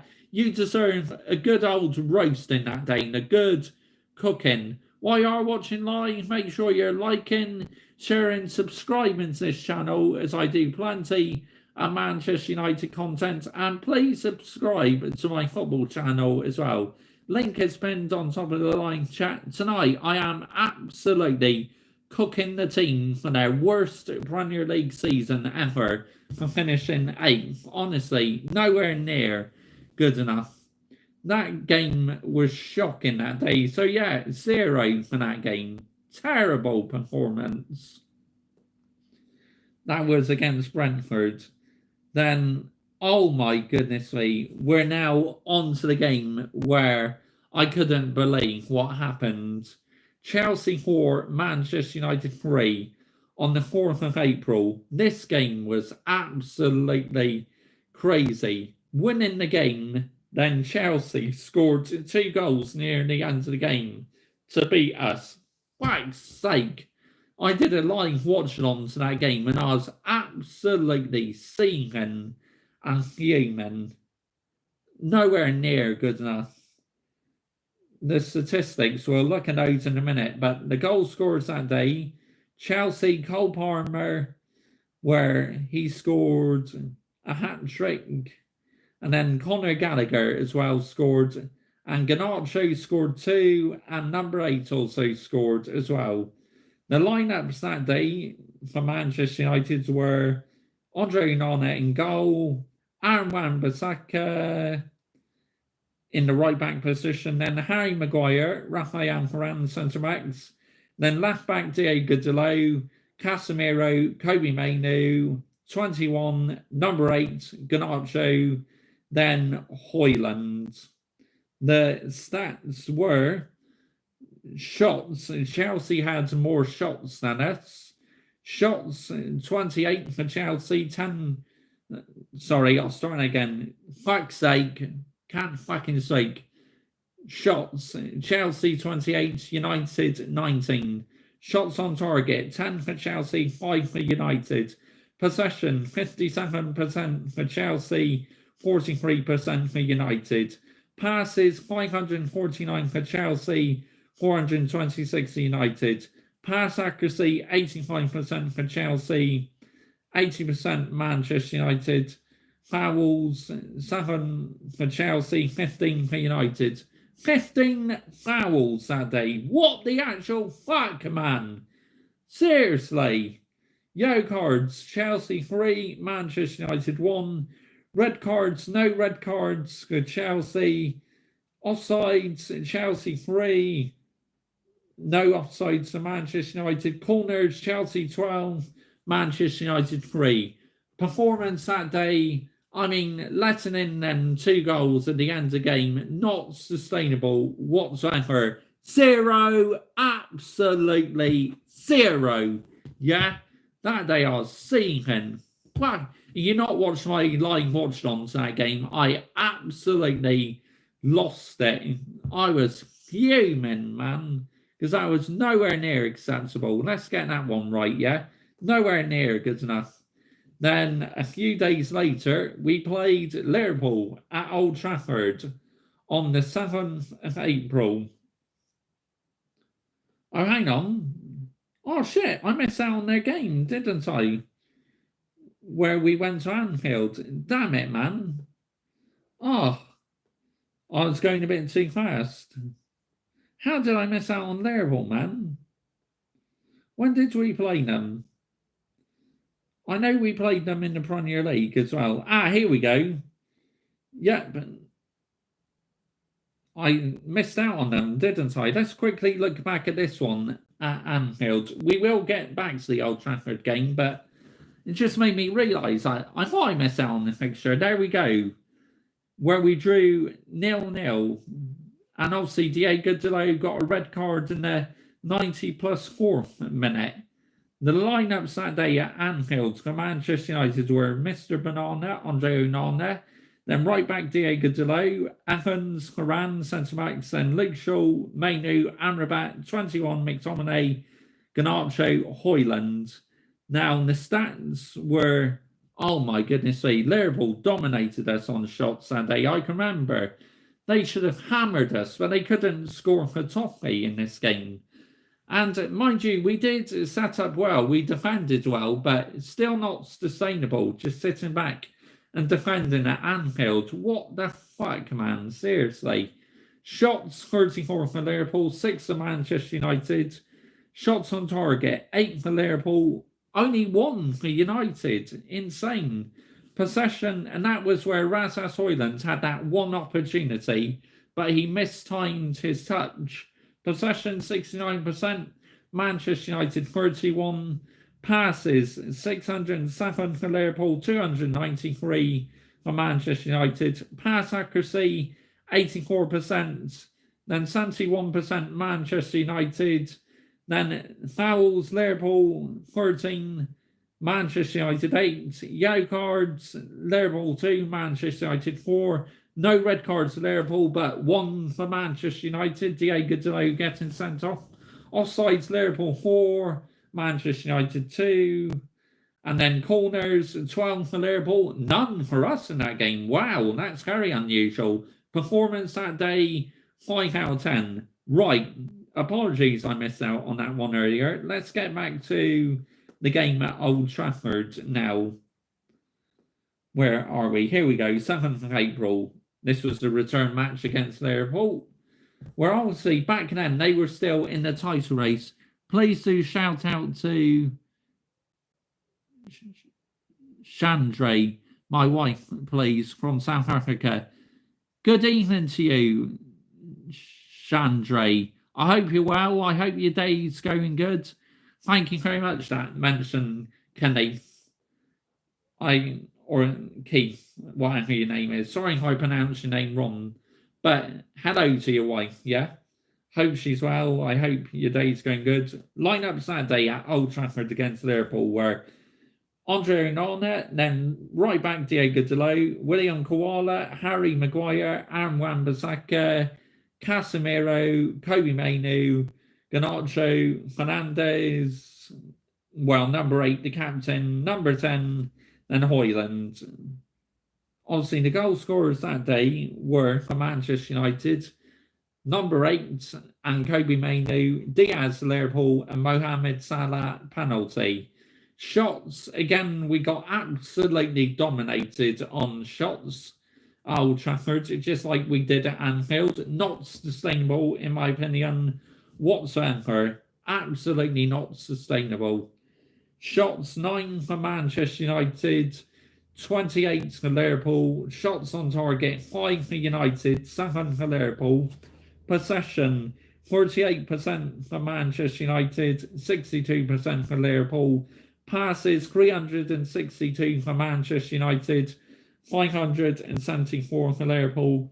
Pass accuracy 76% for Manchester United, 84% for Liverpool. Fouls Manchester United 9, Liverpool 10. Yellow cards Manchester United 5, Liverpool 2. Red cards, no red cards. Offside Manchester United 3, Liverpool 2. Corners Manchester United 6, Liverpool 11. Thank you, my friends. No problem. Absolutely no problem whatsoever. But yeah, performance that day, I'll give it a solid 6 out of 10 because we went unbeaten against Liverpool this season in the Premier League. So I was quite happy about that. So that was on the 7th of April. Then obviously Bournemouth on the 13th of April, we drew 2-2 against Bournemouth at the Vitality Stadium. The goal scorers that day for Bournemouth were Dominic Solanke and Justin. I'll just say Justin because I can't quite pronounce his name. And then that day, number 8 got 2 goals, 1 normal goal and a penalty as well. And the lineups that day for Manchester United was Andre Onana, Diego Dalot, William Koala, who had a horrific game that day. He was shocking in this game. Harry Maguire, again, another different back line. Then left back Aaron Wan-Bissaka, where he was playing out of position near the end of the season. But last 2 games of the season, he was actually back in position. Wan-Bissaka, Casemiro, Kobe Mainoo, Garnacho, number 8, number 10, and Rasmus Højlund. And the stats in this game were, wow, Bournemouth had more shots than us. Bournemouth 20, Manchester United 8. Shots on target, Bournemouth 5, Manchester United 2. Possession 43% for Bournemouth. 57% Manchester United. Passes 382 for Bournemouth, 528 for Manchester United. Pass accuracy 75% for Bournemouth and 81% Manchester United. Fouls, wow. Check this out. Bournemouth 13, Manchester United 14. Yellow cards 4 for Bournemouth, none for Manchester United. No red cards. Offsides 1. And Manchester United had 2 offsides.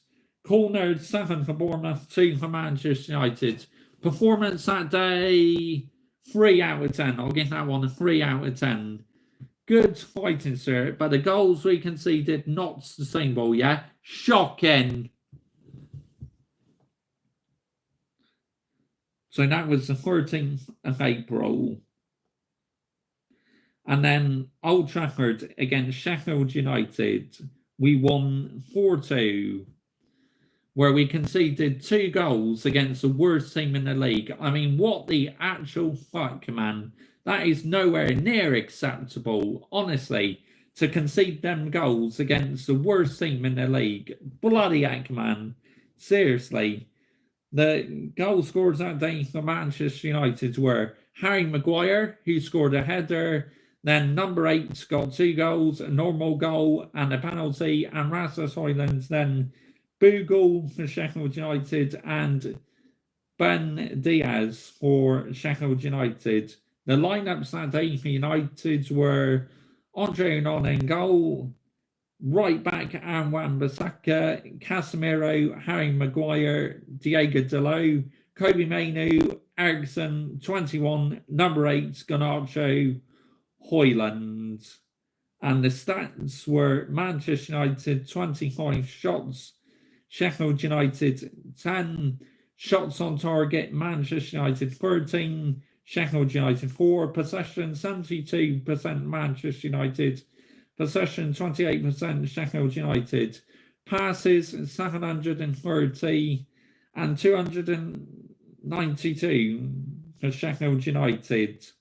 Pass accuracy 89% Manchester United, 74% Sheffield United. Fouls Manchester United 7 and Sheffield United 9 fouls. Yellow cards none for Manchester United, 1 for Sheffield United. No red cards. Offsides Manchester United 3, Sheffield United 2. Corners Manchester United 8 and Sheffield United 4. Performance that day 2 out of 10. Conceding them goals, not sustainable whatsoever against the worst team in the Premier League at Old Trafford is unacceptable. Let's get that one right, yeah? Unacceptable. Fuming about that, man, honestly. So that was Sheffield United. Then against Burnley, where again they should have won at Old Trafford. We were very lucky to get a point in that game against Burnley. We were shocking. The goal scorer that day for Manchester United was 21, and then their goal scorer for Burnley, who scored the penalty in the 87th minute, was Siki. I can't quite pronounce that. Apologies. But the lineup that day for United was Andre Onana, Aaron Bissaka, Casemiro, Harry Maguire, Diego Dalot, Kobe Mainoo, Ericsson, 21, number 8, Garnacho, Højlund. And the stats in this game, Manchester United 27 shots, Burnley 16 shots on target, Manchester United 10 shots on target, Burnley 7, possession 47% Manchester United, 53% Burnley, passes 413 for Manchester United, 452 for Burnley, pass accuracy both on 78%. Wow. Fouls Manchester United 8, Burnley 11, yellow cards Manchester United 1, then Burnley 3, no red cards, offsides none for Manchester United, 2 for Burnley, corners Manchester United 6, Burnley 5. That's how close. Performance that day 2 out of 10. Shocking, absolutely shocking, honestly. So that was Burnley. And here we go. We're finally on to May, on to the absolute horror show at Selhurst Park on the 6th of May, where I was doing a live watch along that night as well. Oh my goodness me. We got absolutely hammered in this game. And Palace could have won that about 7 or 8. And I'm not even joking. We were terrible, man. Absolute disgrace at the highest level. Disgracia, guys. I feel embarrassed, guys. Like what Lee Gunner says, the Arsenal fan, also my subscriber as well. Big up to Lee Gunner. He did a 6-hour emergency meeting stream last night. Crazy, absolutely crazy. But Lee Gunner is not too far away from 90k subs now, which that is absolutely unreal, unbelievable. The shots, we'll get onto them in a minute, but obviously the goal scorers of Palace were Alisse, who ironically Manchester United are after, then Mateta and Mitchell as well. And the lineup that day for Manchester United was Mr. Banana, Andre Onana, right back Diego Dalot, centre backs Casemiro, Johnny Evans, the familiar partnership near the end of the season. Then right back Aaron Wan-Bissaka, Kobe Mainoo, Christian Eriksen, 21, Mason Mount, Garnacho, Højlund.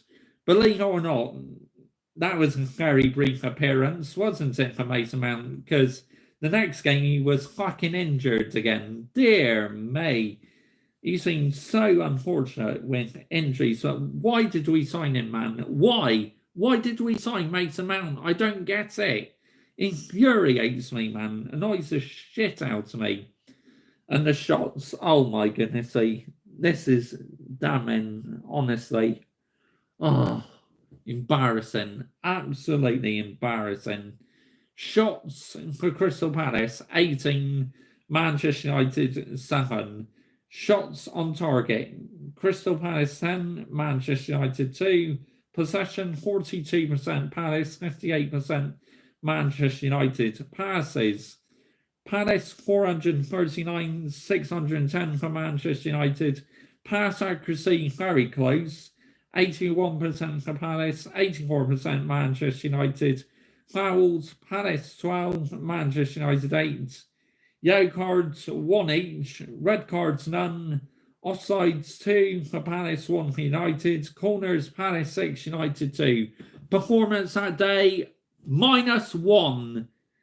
That's shocking. Absolutely dreadful that day. -1. I absolutely cooked the team that night. I went in hard on the team, and that was when the ball's fraud should have been relieved on his duties, because that defeat was absolutely embarrassing and the highest level. Nowhere near good enough, honestly. But yet, we didn't have the minerals to sack him. We kept him on. Now he's in charge of the FA Cup, which even if he wins the FA Cup, I want him out of here, honestly. My phone's on 15%, but that's okay. We got enough battery power for now, so we'll keep on moving. We won't stop. Then, obviously, a few days later, we lost again, back-to-back games. We lost to Arsenal on the 12th of May. Goal scorer that day was Trossard in the 20th minute. The lineup that day was Andre Onana, Wan-Bissaka, Casemiro, Johnny Evans, Diego Dalot, Kobe Mainoo, Amrabat, Khalid Diallo, Scott McTominay, who was playing in number 8's position because number 8 was injured. Your battery's 15%, which is still more than the ball troll test again. Good evening to you, Toff, by the way. I hope you've had a good day, mate. I hope your day's gone good. Oh, that's the funniest comment, man. Honestly, that's absolutely peak, man. But yeah, crazy. Absolutely crazy. Here are the stats. We had more shots than Arsenal that day, actually. Shots, 14 for Manchester United, 11 for Arsenal. Shots on target, 2 for United, 5 for Arsenal. Possession, 55% Manchester United, 45% Arsenal. Passes, 515 for United, 434 for Arsenal. Pass accuracy, 85% for Manchester United, 82% for Arsenal. Fouls, United 5, Arsenal 6. Yellow cards, none for United, 2 for Arsenal. No red cards. Offsides, 2 for United, none for Arsenal. Corners, 4 for Manchester United, 7 for Arsenal. Performance that day, I'll get a very respectable 5 out of 10. I don't think we played bad that day. We just couldn't break Arsenal down, unfortunately. So yeah, 5 out of 10 I will give the team for that day.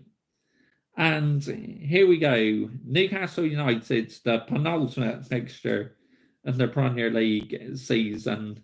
On the 15th of May, the goal scorers that day for Manchester United were Kobe Mainoo, Diallo, Rasmus Højlund. Then for Newcastle, it was Anthony Gordon, Lewis Hall, which that's a good win against Newcastle, but we still, finished behind them on goal difference, unfortunately, which is nowhere near good enough.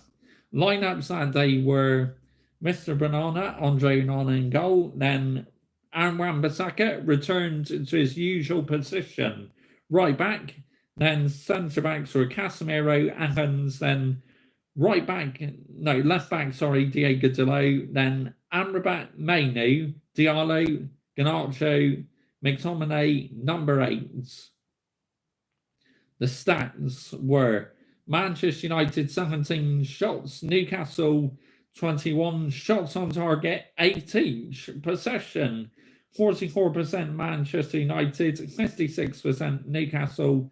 Passes, 365 Manchester United, 439 for Newcastle.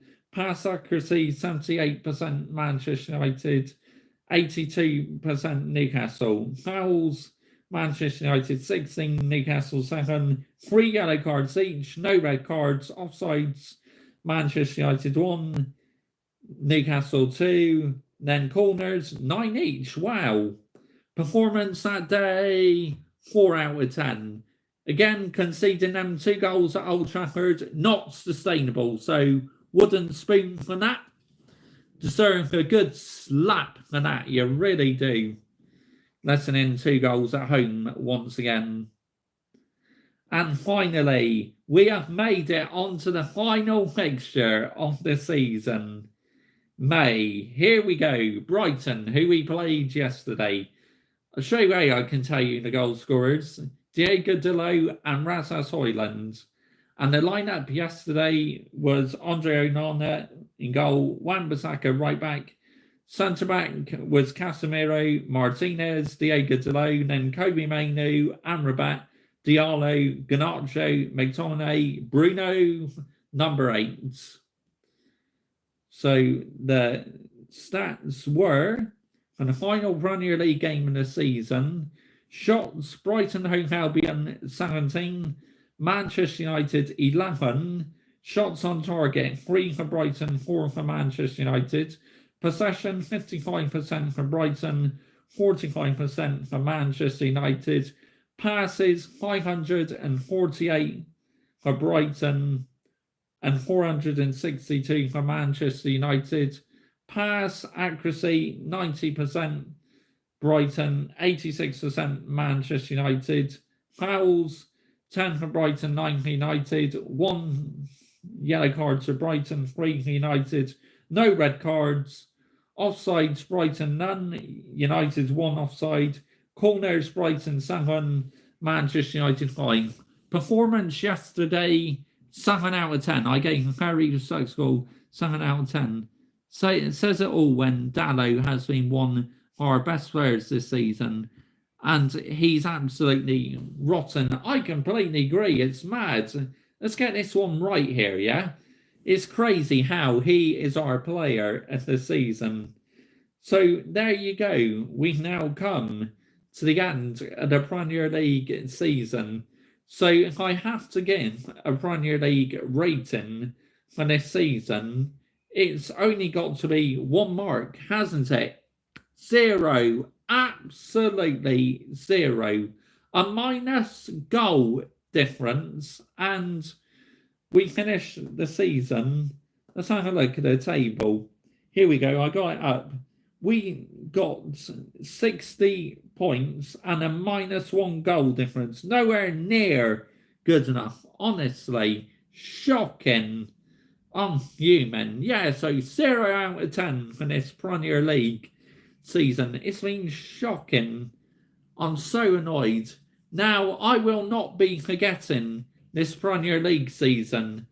You mark my words, right, yeah? I'm going to carry on talking about it during the summer, because finishing 8th is an absolute disgrace, yeah? To this Manchester United badge. Should be fucking ashamed of yourself, players, yeah? You are an absolute disgrace. Apart from Kobbie Mainoo, yeah? The rest of you deserve a fucking wooden spoon, yeah? Fucking seething at you. Never thought it would be possible to be any worse than the 13-14 my season, but this season was traumatic. Everyone involved should be ashamed. I completely agree, mate. Agree, you, Tom. 100% agree. But let's get this right here, yeah? We lost 13 games this season in the Premier League. That's just nowhere near sustainable. That is a record. The most amount of games we've ever lost in a Premier League season. It's just not sustainable whatsoever. 6 draws. We got 6 draws and we won 18 matches. So, yeah, we finished on the same points as Newcastle, but Newcastle beat us on goal difference. Wow, look at this. They have a plus 23 and we got a -1. Oh my goodness me. And if we keep this manager on, like I said, it's going to get absolutely real peak for us. I'm not going to lie. Absolutely peak. We lost 14, not 13. Just make it even worse. Who was that to? Because I went through all the scores. So, yeah, but unbelievable. Crazy. Oh, yeah, you're right, actually. 14 defeats. Yeah, that's right, because we lost, didn't we, to Arsenal, and then we lost to Palace as well, so made it 14. Yeah, that's right, I'm looking at the table now. 14 defeats. Still unacceptable, not sustainable at the highest level. If you are watching live, make sure you are hitting that subscribe button. Let's have a look at the subscriber rate I'm on now. My channel is absolutely flying at the moment, and it's all thanks to you guys. It really is. I can't thank you all enough for the support recently. We are currently on, as I speak, 950 subscribers, 50 away from that 1K. Absolutely unbelievable. But from this Premier League season, I see no positives whatsoever.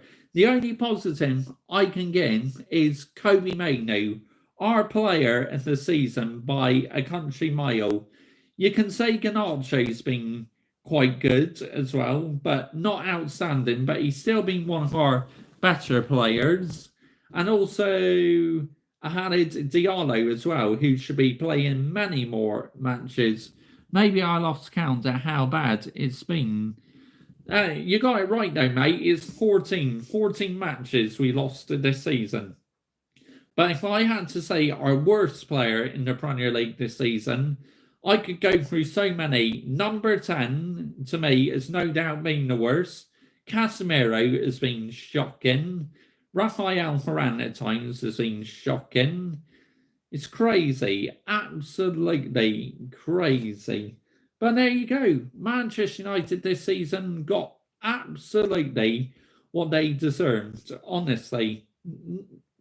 And if we keep this manager on, it will get real peak for us next season. Let's get that one right, yeah? Real peak. If they bring in Waistcoat Fraud, that won't be good, Gareth Southgate. And then they bring in the fraudulent Wolverine, Roberto De Zerbi. I'll be fuming at them. And I will be Ineos out as well if they bring in any net managers. There's also talks of Kieran McGregor. I mean, he's done a solid job at Ipswich, but come on, managing Manchester United. Get on here, man. No chance. No way do I want him anywhere near my football club. No way. Why would I want him fucking anywhere near my football club? I wouldn't. Let's get this right here, yeah? It's like he wouldn't be good enough. It'd be a disaster and a car crash waiting to happen if we appointed the fraudulent Wolverine or Waistcoat Fraud or keep the balls rolled on. By the way, even when we had this season was garbage. I can't think of a single game we won comfortably. There's only one or two matches, mate. The rest were abysmal and shit. Let's get this one right, yeah? Shocking. But lessons must be learned, okay? We need to take this season and learn from how shit we've been and make sure we don't repeat it again. But if we win the FA Cup, no doubt about it, fans would just brush it under the carpet. Let's get this one right here, yeah? Now forget all about this shit Premier League season, but I won't be. Not a chance. Not a fucking chance will I be forgetting it. Because why should it be forgotten? Them players should hang their heads in shame, apart from a couple like I've mentioned. The rest of you, fuck off. Get in that dressing room and get in a nice bath or something. Get in a cold bath. That should be your fucking punishment, yeah? Seeing at these players, man, honestly. Never have I been so embarrassed in all my life watching these players. They are an absolute disgrace, honestly. If these players don't respect the balls ruled, Mourinho, etc., then they'll never respect McGregor or Southgate. I completely agree with you, mate. If we add any of them, it's going to get real peak for Manchester United. I'm not going to lie. Absolutely peak. Yep. So I want a manager in who is elite. I want a top level elite manager who understands the standards of Manchester United Football Club. You know, go and get me a Carlo Ancelotti. Go and get a Hansi Flick or Thomas Tuchel, someone like that. An elite manager who understands the foundations of Manchester United. Not just any random manager from outside the box who has no idea what they're doing. But you in the FA Cup, Mr. Joshy J, you will have to back the Bulls ruled. No, I will not. No, I will not. Because finishing 8th should be a sackable offence. Let's get this one right here, yeah? Sackable. Disgrace. This manager is the most pathetic manager I've ever seen in my life. His football has been pragmatic this season. His excuses have been jarring the shit out of me. But Mr. Joshy J, it's the injuries. That's why you can't play attacking football this season. And what? And what? Yeah? Let's get this one right. I'm sick and tired of the excuses he's making. Did you see Pep change his style of play with injuries? No. Klopp with injuries? No. Eddie Howe injuries? No. So why is it this manager has been using fucking injuries as an excuse all season? The failure we had, sick and tired of him, man. Get out here, seriously. He needs to go. This manager needs to go. He's frustrating the shit out of me. We've just had our worst Premier League season ever. A minus goal difference for the first time since 89-90 season, when Arsenal won the old First Division. It's crazy. Absolutely crazy. The Man United, best team in the world. Good evening to you, Carlos. How you doing, mate? Thanks for joining me this evening. While you are watching live, make sure you're liking, sharing, subscribing to this channel, as I do plenty Manchester United content. I do previews, match reactions, emergency meetings, and live watch-alongs on the odd occasion. And obviously, during the summer months, I will be doing a lot of Manchester United content as well, even though the Premier League season's finished now. Greetings from Colombia, mate. Big up to you. Good evening from Colombia. I think the Glazers just made bad bases owners have a big role in club's culture. They don't care about the football club, mate. Why do you think they take fucking money and put it into fucking Tampa Bay? Let's get this one right here, yeah? They put it into Tampa Bay Buccaneers. It's like they don't care about the football club, mate. Seriously. Hang on. I'm just going to put my lights on as it's getting a bit dark in here now. Just going to put my lights on.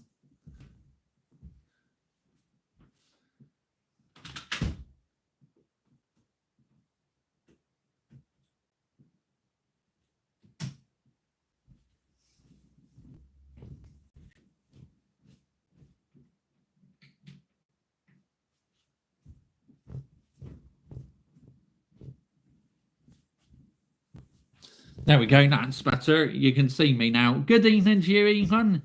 How you doing, mate? Ethan.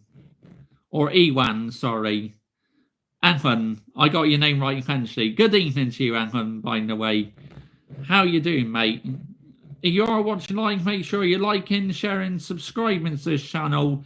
And please subscribe to my football channel as well. Link is pinned on top of the live chat. On this channel, I do Manchester United previews to every game. I do match reactions to every game. I do player ratings to every game. And now I do emergency meetings as well. So if that's your sort of thing, please hit the subscribe button, as we are absolutely cooking the team tonight for their shit Premier League season. But Rafael Varane leaving, I think it's, although he's been a good defender, clearly his legs are gone. So I think we're doing the right thing by letting him go. But why aren't we getting money for him? Why are we letting him go as a free agent? This is what I don't fucking understand about this football club, honestly. Glazers only care about sinking the profits of the club, no interest in success or in the stadium. Why do you think they've let the stadium rot, Tom? Let's have it right here, yeah? They've just let the stadium rot to the ground. It's crazy. Absolutely crazy. But it's what happens when you got owners who don't care. They don't care about Carrington training grounds. They brought in some crap sign-ins. Well, that's not just been them. It's been Ed Woodward and Richard Arnold as well. Both of them have brought in absolute shite over the years, and they need to take responsibility for why the standards are in the bin instead of being up here. Like my standards are up to the ceiling. Let's get this one right, yeah? I've been a football fan for nearly 25 years, and how Manchester United have been playing this last decade or so, nowhere near good enough, honestly. Apparently, an unnamed club have paid 4 million compensation to Brighton for the fraudulent Wolverine. Rumours it could be United. I tell you what, if they bring in that fraud, Ineos out, yeah? And take that wooden, and I'll be giving you the wooden spoon as well, Ineos. Be slapping you with this, yeah? If you bring in that fraudulent Wolverine, Roberto De Zerbi, he's not ready to manage a top level elite football club yet. Let's get this one right, yeah? He's nowhere near ready to manage a top level football club. But Mr. Joshy J, he got Brighton into Europe last season and they got into Europa League. And what? And what? Yeah? Brighton were bang average this season. Let's get this one right here, yeah? Bang average. Why do I want him anywhere near my football club? I don't blame the players because they are a reflection of the club state due to poor decisions from owners. I mean, you can't give the players a free pass, Josh, nor the ball's fraud either. The manager and the players need to take big responsibility to how poor Manchester United have been this season. Let's get this one right, yeah? That's why we finished in 8th position this season. 8th! Fucking 8th place! It's like I'm always banging my head against the wall. Why have we finished 8th? Shall I tell you why we finished 8th? Because we've not been fucking good enough and we've got absolutely fucking everything we've deserved this season. Let's have this one right here, yeah? Everything.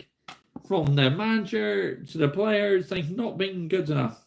Apart from Kobe Mainoo, who's been our player in the season, the rest have just been a joke and a disgrace. They are a shambles to the name Manchester United Football Club, and the bold fraud with his tactics as well has been shocking. You cannot defend it in any shape or form whatsoever. Honestly, crazy, absolutely crazy. But there you go. It is what it is at the end of the day. But things have got to change. Seriously, players have to take much of blame. Mercenaries. I completely agree, Tom.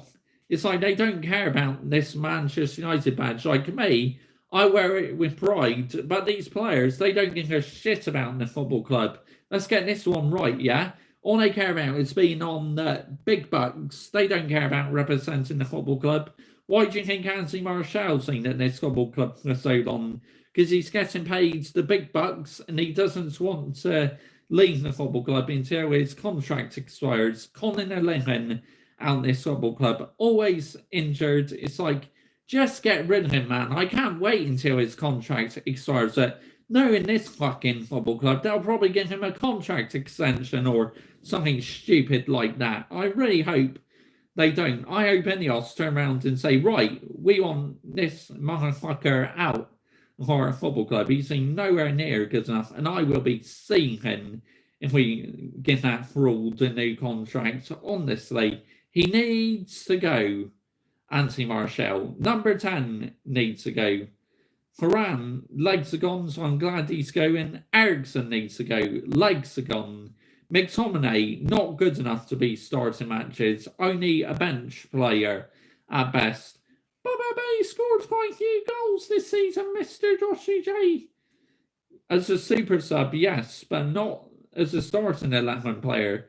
Let's get this one right, yeah? He may be super sub, but he's not good enough to be starting matches.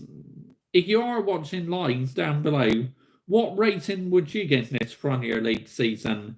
I gave it a 0 out of 10. Let me know your rating down below in the live chat. How can no one go above a 0? It has to be a 0. Because a -1 goal difference in the first time since 89-90 90 season, and just such poor performances. I give it -1 out of 10. I mean, you could go as far as -1, couldn't you? Because we can actually finish in our worst position ever and one of our lowest points totals ever. I mean, 60 points. Usually we average about 70 points or something like that. So you can tell how shit we've been this season. So definitely, you got a case, Toff. You could get it -1. You really could. Absolutely. But look, we cannot afford to have a repeat season next season. Otherwise, if we keep this manager on, he'll get real peak. And if the player is still not on his side, he will be sacked come September or October.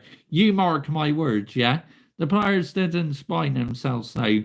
Some of them were already shit before we signed them. True. We spent money on absolute crap, Josh. Let's get this right here, yeah? Absolute crap, mate. And this football club should feel absolutely ashamed and embarrassed. It's a disgracia, guys. I feel embarrassed, guys. Honestly.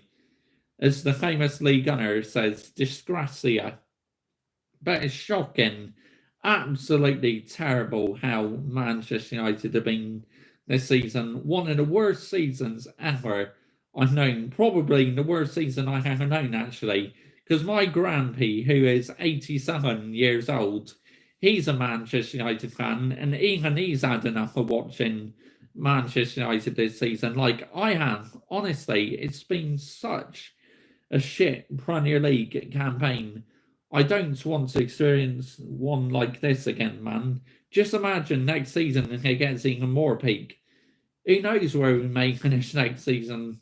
If Ineos don't get it right, or the Glazers, we could finish even lower next season, maybe 10th or something. Some of the signings were past their best when they arrived, but many are still performing far below their abilities. Completely agree, because maybe it's like the Manchester United structure and culture doesn't suit the players.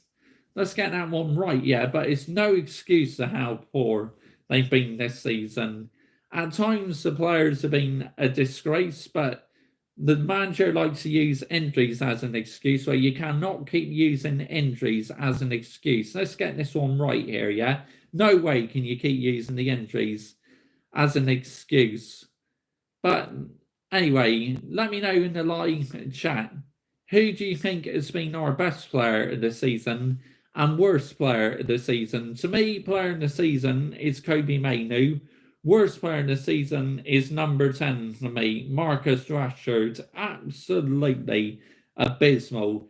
This is why I never got giddy about Marcus Rashford last season, going on that scoring run, because I knew at some stage it will come to an end. We romped the league in 2013 with people such as Tom Cleverley, Danny Welbeck, Phil Jones and Chris Smalling up to manager to get the best out of their squad. Completely agree. And it just goes to show the bald fraud is not the right man for the job, because, you know, it's like performances have been terrible. He comes out and says, oh, I have a good relationship with the players. Oh, the players are on my side and that. Not what I'm fucking seeing. They're not on your side, mate. Because why are the players performing like this? It's because they want you sacked, mate, yeah? They want you out the door, the same as I want you out the door. You are the worst Manchester United manager ever. But player power is a disgrace, Mr. Joshy J. Yes, it is a disgrace. And the way Nick Down tools on other managers, but with this one, I completely understand why. Shall I tell you why Nick Down tools? It's because they don't like the ball trolled, because he's a bully. Let's get this right, yeah? Cristiano Ronaldo, he's like the one who got involved in him leaving the football club. Well, the Glazers had the final say. They released him. The ball trolled, got rid of David De Gea. Absolutely ridiculous. It's just like, and this guy is falling out with so many players, falling out with Jadon Sancho as well. I've lost count of how many fucking times he's falling out with players this season. crazy, absolutely crazy.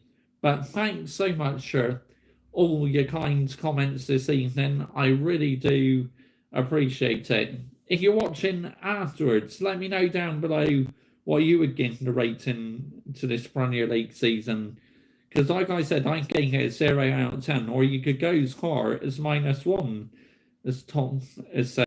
But the live chat tonight has been absolutely lit.